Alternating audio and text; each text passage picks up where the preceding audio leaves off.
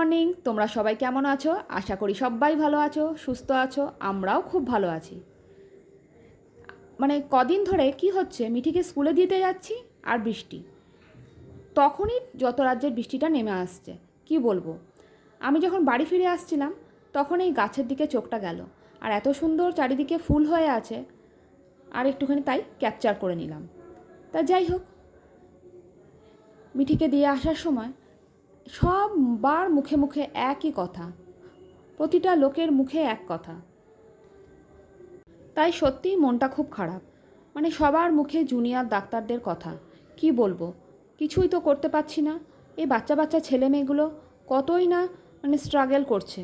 প্রতিদিন ওরা ঘরের বাইরে করেই যাচ্ছে।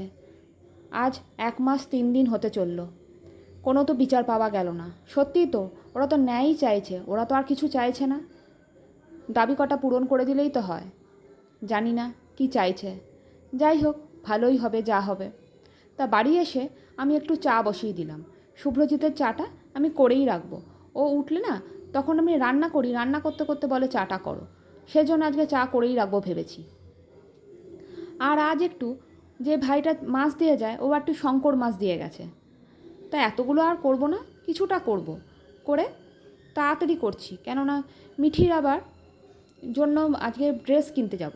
ড্রেস বলতে কি ড্রেস, হলো গিয়ে ওর খেলার ড্রেস। ওর খেলার ড্রেসগুলো তো কিছু কেনা হয়নি, তা ওগুলো কিনবো। আর তোমরা শঙ্কর মাছ কীভাবে রান্না করো সবাই আমায় জানিও।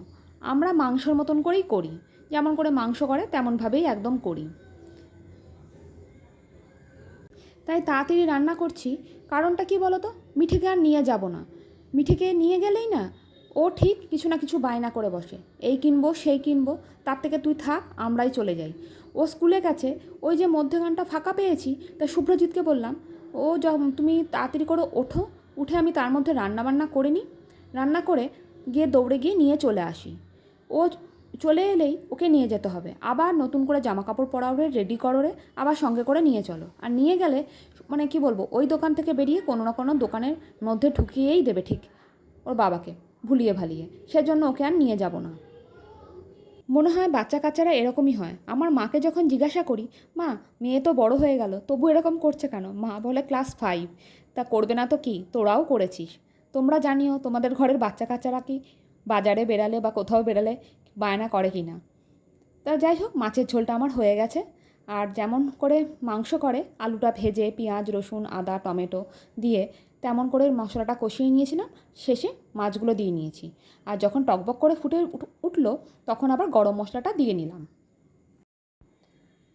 তা চলো, এবার বেরিয়ে পড়বো হলো গিয়ে বাজারে।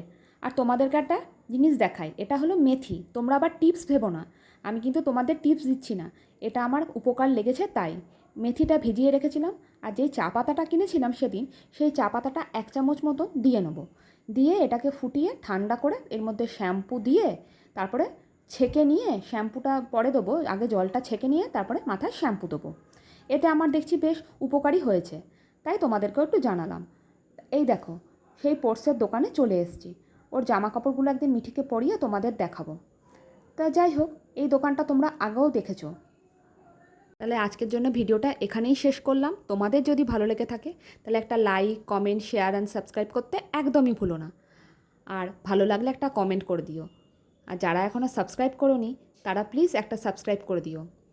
আর একটা কমেন্ট করে জানিও কেমন লাগলো। আর তোমরা সবাই ভালো থেকো, সুস্থ থেকো, সাবধানে থেকো, আর সকলকে ভালো রাখো। এখনকার জন্য টাটা।